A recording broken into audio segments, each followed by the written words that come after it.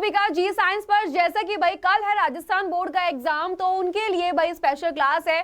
जैसा कि आप सबने बोला था कि मैम इस चैप्टर का वन शॉट रिवीजन चाहिए, और चैप्टर है कंट्रोल एंड कोऑर्डिनेशन, यानी कि नियंत्रण एवं समन्वय। इससे पहले मैंने आपको सभी चैप्टर का रिवीजन करा दिया है। ये एक ऐसा चैप्टर है जो आपके बोर्ड में आ रहा है, यूपी बोर्ड में नहीं आ रहा था, तो मैंने आपके लिए स्पेशली ये वीडियो लेकर आई हूँ। यहाँ पे आपको पूरा का पूरा रिवीजन हो जाएगा इस चैप्टर का।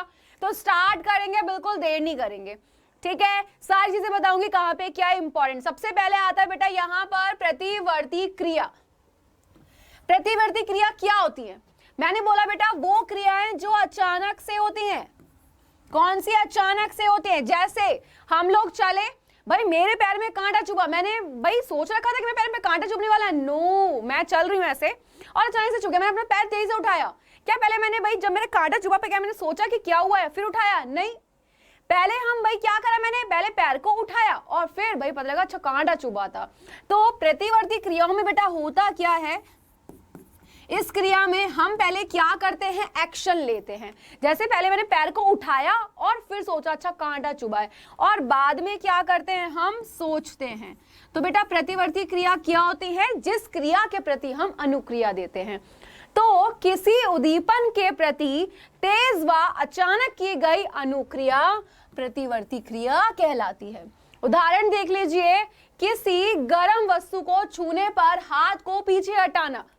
अब आप बैठे हो, आपको कोई अचानक से गर्म कप लगा रहा है, आप क्या करोगे, एकदम से ऐसे करोगे और फिर देखो अरे गर्म इसने लगाया है ना, फिर कहते हो आजा बताते हैं तुझे। तो भाई सबसे पहले क्या हुआ, जब गर्म चीज लगी आपको तब फील हुआ कि भाई कुछ चीज तो लगी है ना। तो वहां पर यानी कि जब गर्म चीज आपको लगी, आपने पहले हाथ को हटाया, या फिर गर्म चीज लग रही थी सोच रहे थे लगने दे, पहले देख रहे हो फिर हटाओगे? नहीं, पहले आपने एक्शन लिया बेटा फिर सोचा। तो प्रतिवर्ती क्रिया क्या होती है, जो अचानक से होती है, ठीक है।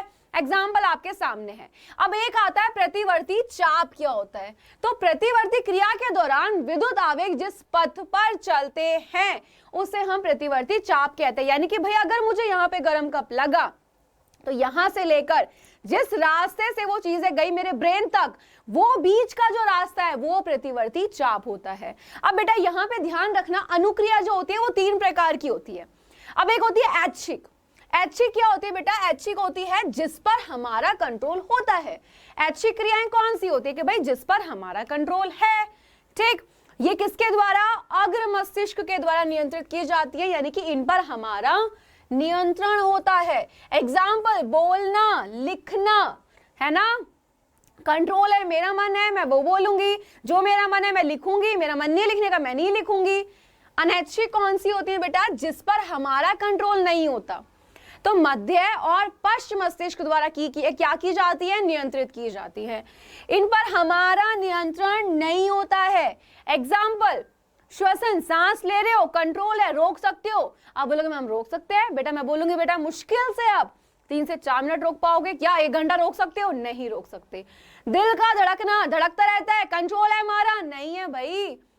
नेक्स्ट, प्रतिवर्ती क्रिया, ये लाइन इंपॉर्टेंट है। प्रतिवर्ती क्रियाएं कौन नियंत्रित करता है बेटा, मेरुरज्जु। तो मेरुरज्जु जो होता है इसके द्वारा नियंत्रित की जाती है। जैसे गर्म वस्तु को छूने पर क्या होना भाई, हाथ को हटा लेना, ठीक है। अब इसकी आवश्यकता क्यों पड़ती है, तो बेटा कुछ परिस्थितियों में, जैसे गर्म वस्तु को छूने पर, पैनी वस्तु के चुभने पर आदि, हमें तुरंत क्रिया करनी होती है, वरना हमारे शरीर को क्या पहुंचती है बेटा, क्षति यानी कि नुकसान। अब मैं बैठी हूं, मुझे कोई गर्म चीज लगाया जा, मुझे नुकसान नहीं होगा भाई, मेरी स्किन जल जाएगी, है ना। अब मैं क्या करूंगी, पहले हाथ को हटाऊंगी भाई ज्यादा ना लग जाए मुझे, तो नुकसान हो सकता है इनसे। यह अनुक्रिया मस्तिष्क के स्थान पर कौन करता है, मेरुरज्जु से उत्पन्न होती है, और ये जल्दी होती है, ठीक। अब यहाँ पे ये डायग्राम बनाने को आ जाता है, तो ये क्या दिखा रहे हैं बेटा, यहाँ पे लिखा हुआ है ग्राही। ग्राही कौन है, ध्यान से देखो, त्वचा। त्वचा क्या करे भाई, स्पर्श का पता किससे लगता है, त्वचा से पता लगता है।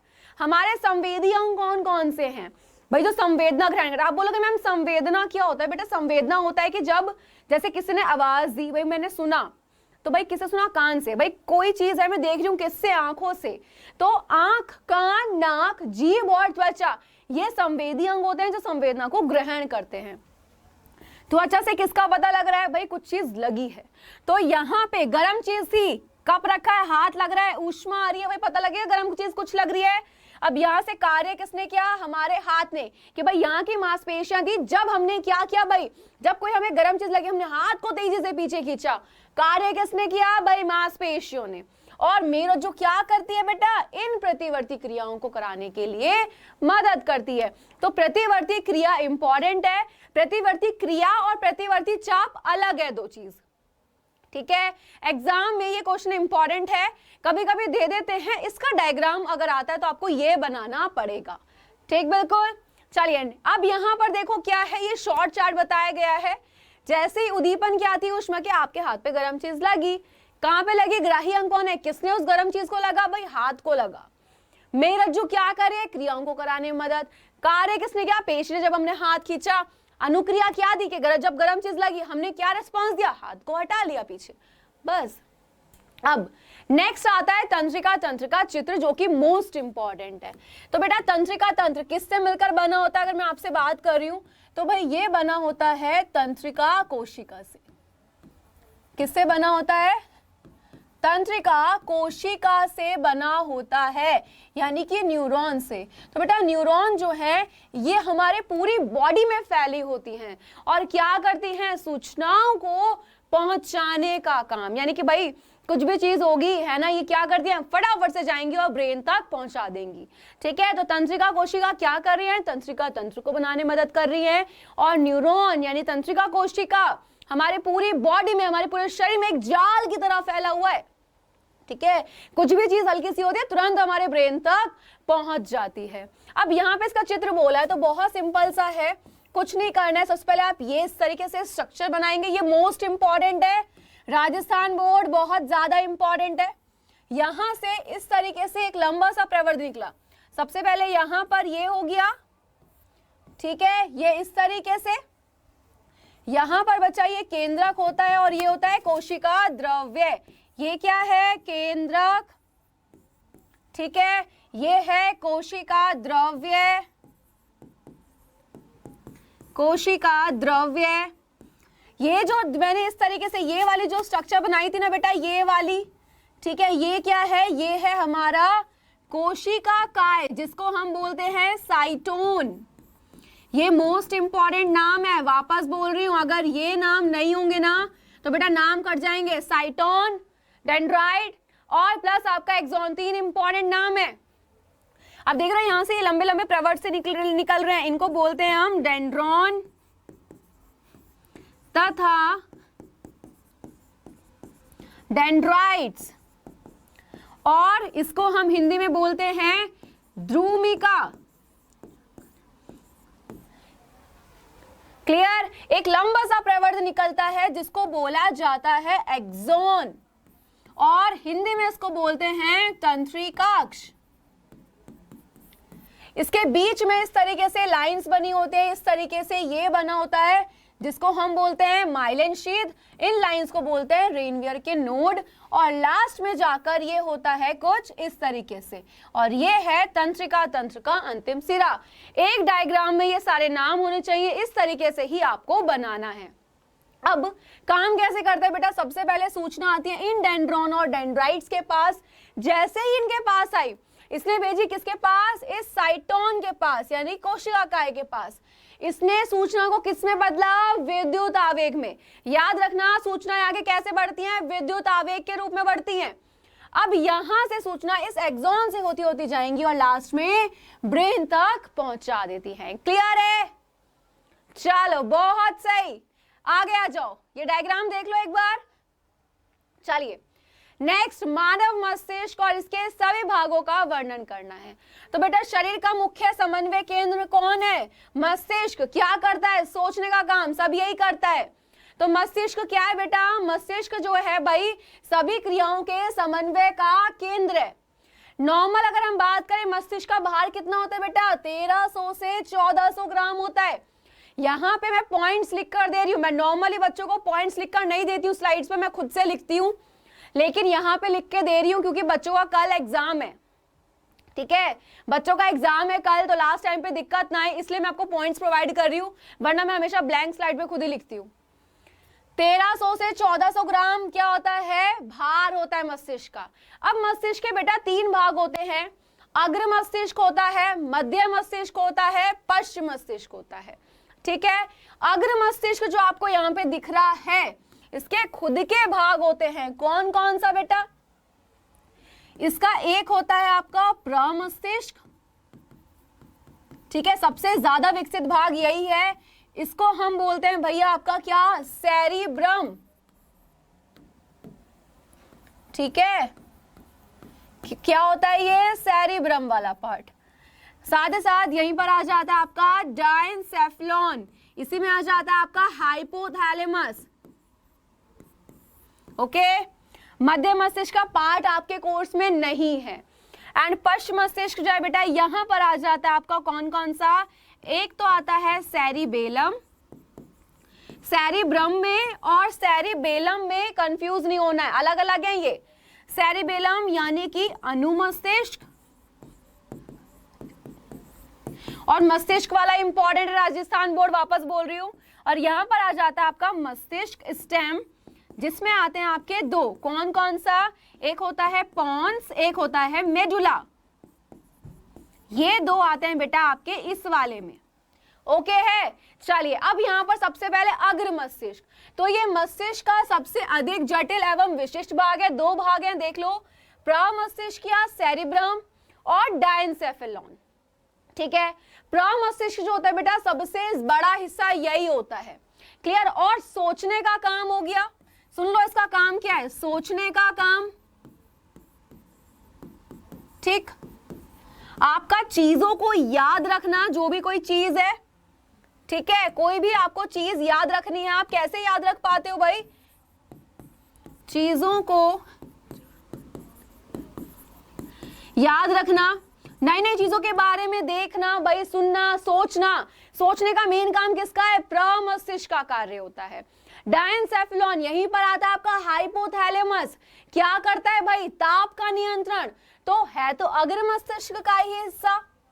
ठीक है, क्या कर रहा है, कम या अधिक ताप के आभास, दर्द और रोने जैसी क्रियाओं का नियंत्रण करता है। अब देख लो काम इसके यहाँ पे क्या क्या काम है बेटा, मस्तिष्क का मुख्य सोचने वाला भाग है, साथ ही साथ ऐच्छिक क्रियाओं को नियंत्रित करता है, क्या करता है, ऐच्छिक क्रियाओं को नियंत्रित करता है, यानी कि भाई जिन क्रियाओं पर क्या है हमारा कंट्रोल है उनको ये नियंत्रित करता है। चीजों को याद रखना, हमें बहुत पुरानी पुरानी चीजें याद होती हैं, तो बेटा कैसे याद रख पा रहे हैं, क्योंकि हमारा अग्र मस्तिष्क कार्य कर रहा है, उसमें भी कौन, प्रमस्तिष्क। शरीर के विभिन्न हिस्सों से सूचनाओं को एकत्रित करना और क्या करना, उनका इकट्ठा कर लेना। तो शरीर में भाई बहुत सारी सूचनाएं होती हैं, उनको इकट्ठा रखता है, तभी हमें तो चीजें याद है, अरे बचपन में ना ऐसे हुआ था एक बार, कैसे याद है, क्योंकि वो इकट्ठा करे जरा सूचनाओं को। भूख से संबंधित केंद्र, भूख लग रही, कैसे पता लग रहा है भूख लग रही है हमें, भाई वही तो देख रहा है। ठीक है, तो भाई ये है इसके कार्य। ये डायग्राम आपका जाएगा, देख लो बेटा यहाँ पर, ये डायग्राम आपको बनाकर आना है। अग्र मस्तिष्क, ठीक है, हाइपोथैलेमस किसमें पाता है, डायनसेफलॉन में आता है। पीयूष ग्रंथि मस्तिष्क में पाई जाती है इसी के पास। प्रमस्तिष्क, कपाल यानी खोपड़ी, इसी के अंदर ब्रेन होता है। ये क्या करती है खोपड़ी, भाई कपाल हड्डी बचाती है, हमारे ब्रेन को रक्षा करती है। मध्य मस्तिष्क, मेरुरज्जु, पोन्स, मेडुला और अनुमस्तिष्क किसके हिस्से हैं, पश्च मस्तिष्क के। अब आता है मध्य, तो अनैच्छिक क्रियाएं, यानी कि भाई अनैच्छिक क्रियाएं कौन सी होती है बेटा, जिन पर हमारा कंट्रोल नहीं होता, इनको नियंत्रित करती है। साथ ही साथ सिर गर्दन में होने वाली प्रतिवर्ती क्रिया, आपको किसने आवाज दी कि भाई प्रिया सुनो, आपने उधर देखा, किसने आवाज दी, आप भाई आवाज तो उधर से आई थी, आपने क्या दी, अनुक्रिया, कि भाई आवाज आई, आपने मुड़कर देखा, तो ये क्या है, अनुक्रिया है। ठीक है, ये आपका मध्य मस्तिष्क। लास्ट होता है पश्च मस्तिष्क। तो पश्च मस्तिष्क के 2 भाग है, अनुमस्तिष्क और सेरिबेलम। भाई सोचो, मैं सीधी चल पा रही हूँ, आप सीधे चलते हो, कौन कंट्रोल कर रहा है हमारी बॉडी पर, शरीर की संस्थिति और संतुलन को बनाना, कौन कार्य करा भाई यहाँ पे, किसने, बिल्कुल अनुमस्तिष्क यानी कि सेरिबेलम ने। और मस्तिष्क स्टेम जो है, मैंने बताया इसके अंदर 2 पार्ट आते हैं, कौन कौन से, एक तो मेडुला और पोन्स। आपका मेडुला क्या कर रहा है बेटा, अनैच्छिक क्रियाएं, यानी कि जिन पर हमारा कंट्रोल नहीं है, लेकिन ये भी दो अलग अलग तरीके, जैसे रक्तचाप, वमन, वमन क्या होता है, वॉमिटिंग आना, उल्टी आना, इन क्रियाओं को कौन देख रहा है, मेडुला वाला। और पॉन्स क्या कर रहा है, जैसे श्वसन का नियंत्रण, सिंपल, क्लियर। चलिए अब बात आती है बेटा पादप हार्मोन। देखो पौधों में कोई ग्रंथियां नहीं पाई जाती हैं, पौधों में मुख्य हार्मोन जो पाए जाते हैं वो कौन कौन से होते हैं। Number 1 oxygen. आपको जो याद रखना है बेटा, यहाँ पे याद रखना है कि इसका कार्य क्या है, कितने हार्मोन मिलते हैं, 5, और इनके बस काम, ये चीज आपको याद रखनी है और कुछ नहीं याद रखना। जिब्रेलिन, ठीक है, नेक्स्ट साइटोकाइनिन, ओके, नेक्स्ट आ जाता है यहां पे आपका एब्सिसिक,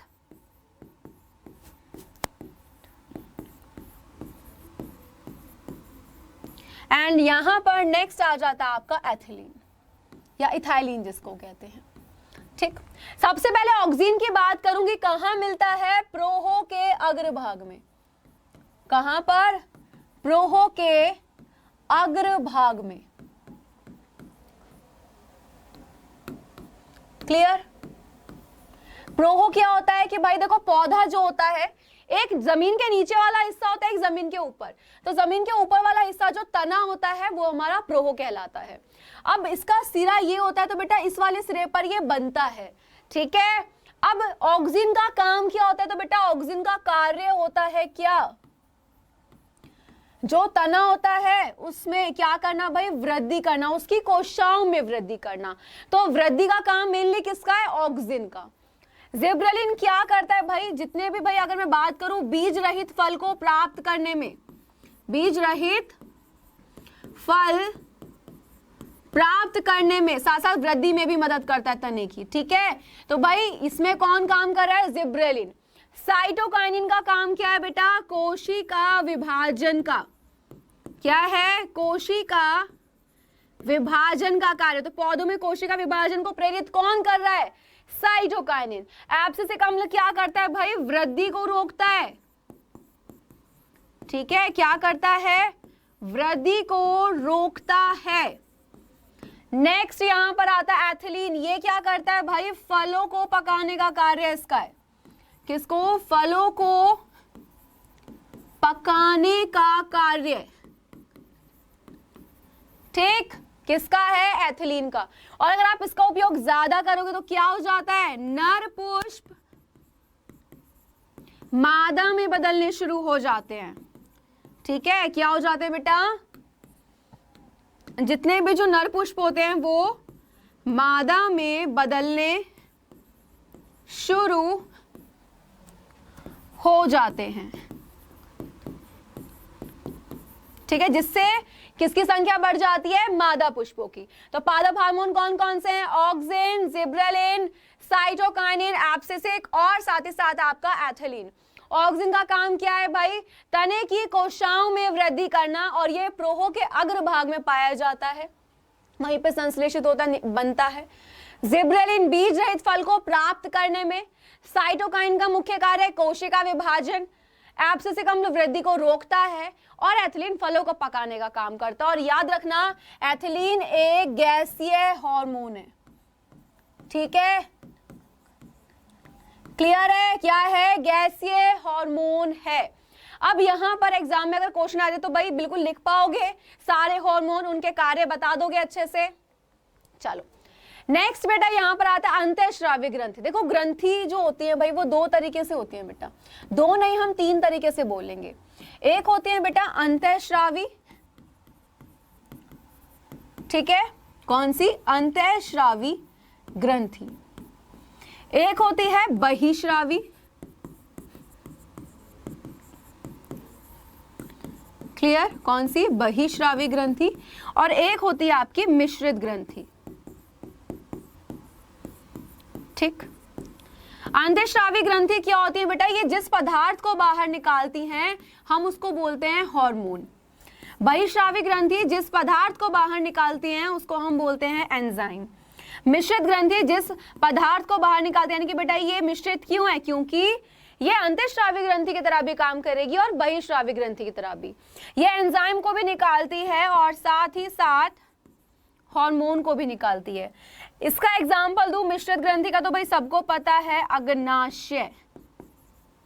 ठीक है, बहिश्राव्य ग्रंथि कौन सी होती है बेटा? जैसे लाल ग्रंथि हो गई आपकी, ठीक है, एंजाइम निकाल रही है टॉयलिन। अंतःस्रावी ग्रंथि तो बहुत सारी हैं, जैसे पीयूष ग्रंथि हो गई, है ना। और सबसे इंपॉर्टेंट कौन सी है बेटा? यहाँ पर देखो, पीयूष ग्रंथि जो है, जिसको हम पिट्यूटरी भी कहते हैं, क्या बोलते हैं? जिसको पिट्यूटरी ग्रंथि भी कहा जाता है, ये इसको हम बोलते हैं मास्टर ग्रंथि। क्यों? क्योंकि बेटा ये एक नहीं बहुत सारे हार्मोन को क्या करती है? श्रावित करती है। क्लियर? अब वो बताऊंगी कहा, देखो एग्जाम में अगर आ जाता है आपको सारे लिखने हैं। देखो हाइपोथैलेमस मोचक हार्मोन, पीयूष ग्रंथि ये वृद्धि हार्मोन को श्रावित कर रही है, तो पूछे वृद्धि हार्मोन कहां से श्रावित हो रहा है, तो पता होना चाहिए पीयूष ग्रंथि। पोषी हार्मोन, प्रोलैक्टिन स्तन ग्रंथियों का नियंत्रण, वैसोप्रेसिन, ऑक्सीटोसिन, ये जितने भी हार्मोन है पीयूष ग्रंथि निकाल रही है। इन सभी हार्मोन के नाम पता होने चाहिए, ये पता होना चाहिए कौन निकाल रहा है। पीयूष ग्रंथि यानी कि पिट्यूटरी ग्रंथि को मास्टर ग्रंथि क्यों कहते हैं? क्योंकि एक नहीं दो नहीं बहुत सारे हार्मोन को स्रावित करती है। इन सभी के कार्य इसके सामने हैं। अवटु ग्रंथि कौन सी होती है बेटा? थायराइड ग्रंथि। ठीक है, थायराइड या अवटु ग्रंथि कौन से हार्मोन को निकालती है भाई? थायरॉक्सिन हार्मोन को। और याद रखना, अगर थायरॉक्सिन, ये किसको निकाल रही है? थायरॉक्सिन। और यही थायरॉक्सिन हार्मोन बेटा अगर क्या हो जाता है, कम श्रावित होता है, तो कौन सा रोग हो जाता है? ग्वाइटर। एक नंबर के लिए बहुत ज्यादा इंपॉर्टेंट है, या जिसको हम बोलते हैं घेंघा। क्लियर है? चलो नेक्स्ट देखो, अधिवृक्क। बेटा अधिवृक्क ग्रंथि जो होती है ना, ये हमारे वृक्क के पास पाई जाती है। तो वृक्क के पास कौन सी ग्रंथि मिलती है? अधिवृक्क ग्रंथि। ठीक है, हार्मोन कौन सा निकल रहा है? एड्रेनलिन। अग्नाशय क्या करती है बेटा? इंसुलिन और ग्लूकेगॉन, इन दो हार्मोन को निकाल रही है। क्लियर? वृषण, टेस्टोस्टेरॉन, नर हार्मोन। अगर पूछे नर हार्मोन कौन है, तो आप बोलोगे टेस्टोस्टेरॉन, जो कि नर में होता है सिर्फ। अंडाशय, एस्ट्रोजन एंड प्रोजेस्टेरोन, ये क्या है बेटा? मादा हार्मोन है। ठीक है, तो ग्रंथि उनसे निकलने वाले हार्मोन के नाम पता होने चाहिए।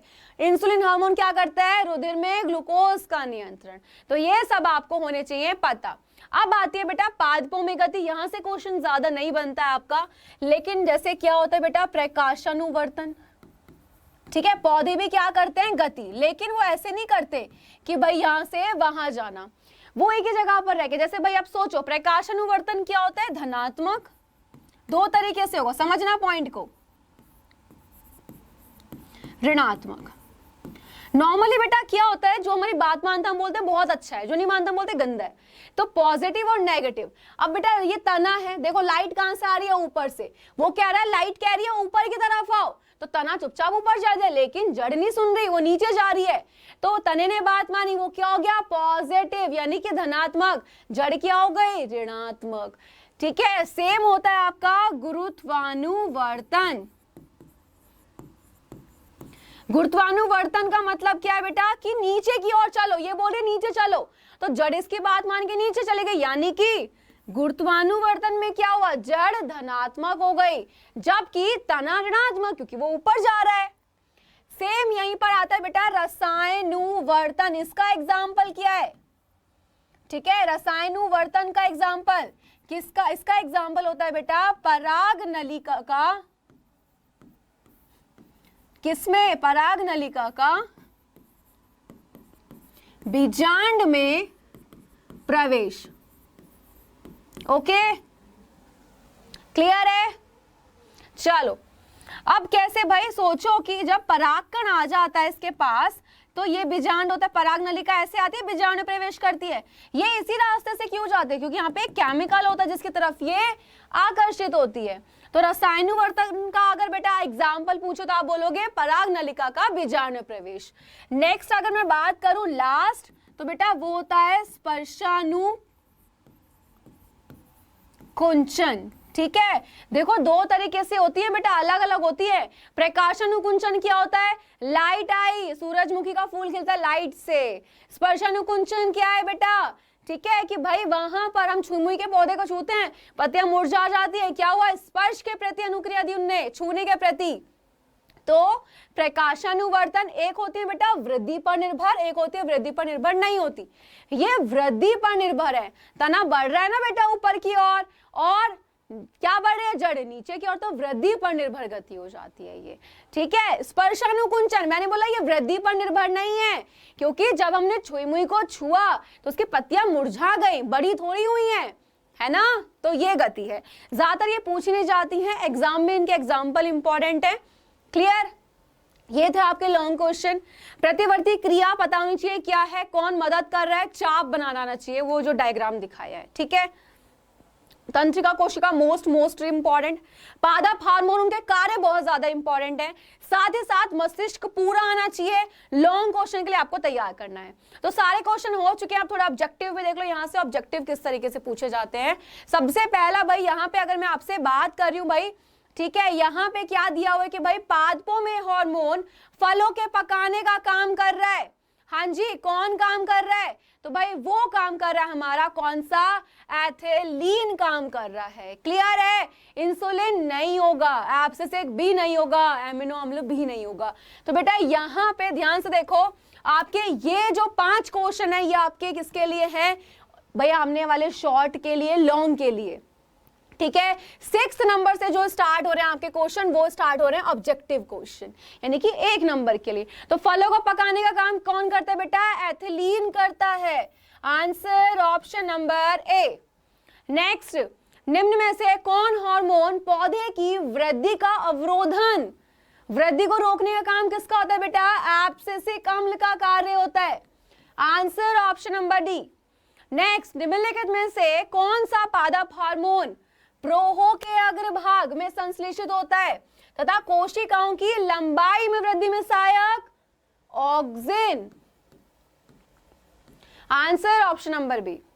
नेक्स्ट, निम्नलिखित में से कौन सा पादप हार्मोन कोशिका विभाजन बेटा, सेल डिवीजन में मदद कौन करता है, cytokinin. Answer A. Next, auxin hormone पौधे के किस भाग में संश्लेषित, संश्लेषित का मतलब होता है निर्माण, कहां बनता है बच्चा, बिल्कुल प्रोहो के अग्रभाग में, ठीक है। नेक्स्ट, पराग नलिका का बीजांड की ओर वृद्धि करना, हाँ जी भाई, किस प्रकार के अनुवर्तन का उदाहरण है, बिल्कुल रसायनुवर्तन, अभी तो पढ़ाया। नेक्स्ट, किस हार्मोन के द्वारा बिना निषेचन के बीज रहित फल प्राप्त किए जा सकते हैं, जिब्रेलिन, ठीक है। तो बिना निषेचन के बीज रहित फल को प्राप्त करने में कौन मदद कर रहा है, जिब्रेलिन। एथिलीन के प्रयोग से पौधों में वृद्धि होती है किसकी, याद करो, अगर हम इसका उपयोग जरूरत से ज्यादा कर रहे हैं तो क्या हो जाएगा, नर पुष्प मादा में बदलने स्टार्ट हो जाते हैं, यानी कि मादा पुष्पों की संख्या बढ़ जाएगी। Answer B.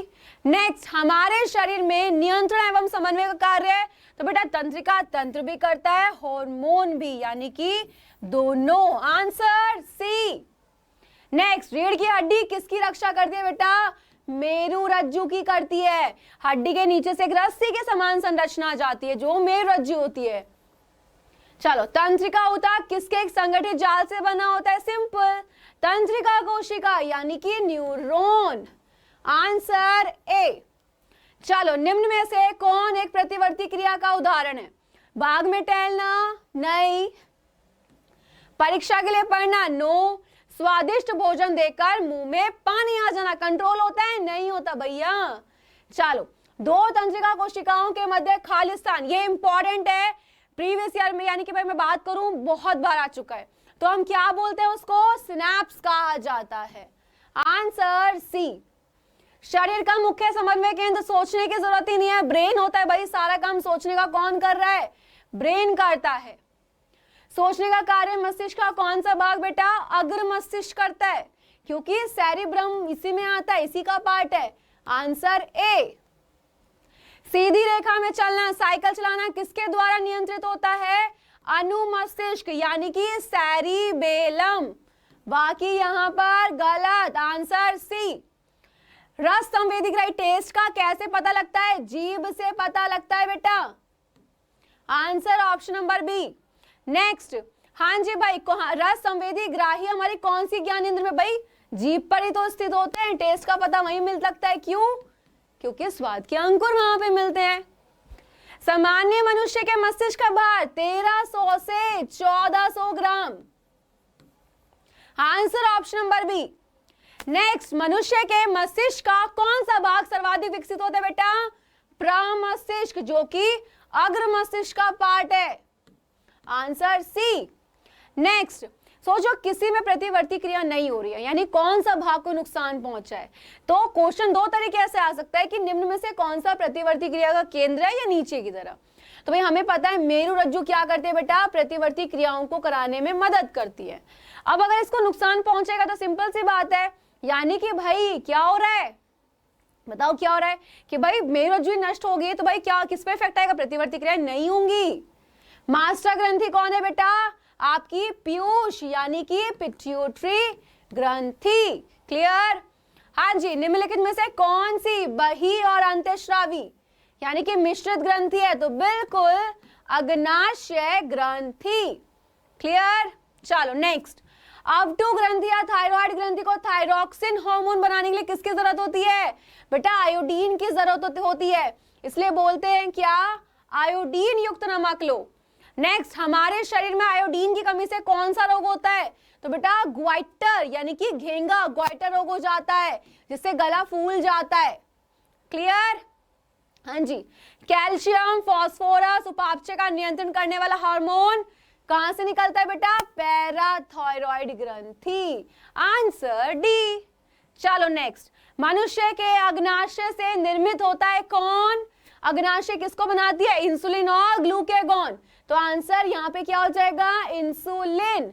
Answer option number C. ठीक है, क्लियर है बेटा यहाँ पे ये चीज अच्छे से? चलिए, तो सारे के सारे आपके भाई जो पॉइंट हैं जो टॉपिक में थे भाई वो मैंने सारे आपके क्लियर कर दिए हैं। मुझे नहीं लगता कोई दिक्कत आएगी। अच्छे से पढ़ो, जितना बताया उतना करके आओ, कोई बाहर से नहीं आएगा। जैव प्रक्रम, आनुवांशिकता एवं आपका जैव विकास वाला, हमारा पर्यावरण, प्राकृतिक संसाधनों का समपोषित प्रबंधन, इन सब का मैंने रिवीजन करा दिया था आपको। सिर्फ यही चैप्टर बचा था क्योंकि ये राजस्थान बोर्ड में स्पेशल आ रहा है तो मैंने इसका आपको अलग से ही पढ़ा दिया है। अच्छे से करके आना। All the best guys.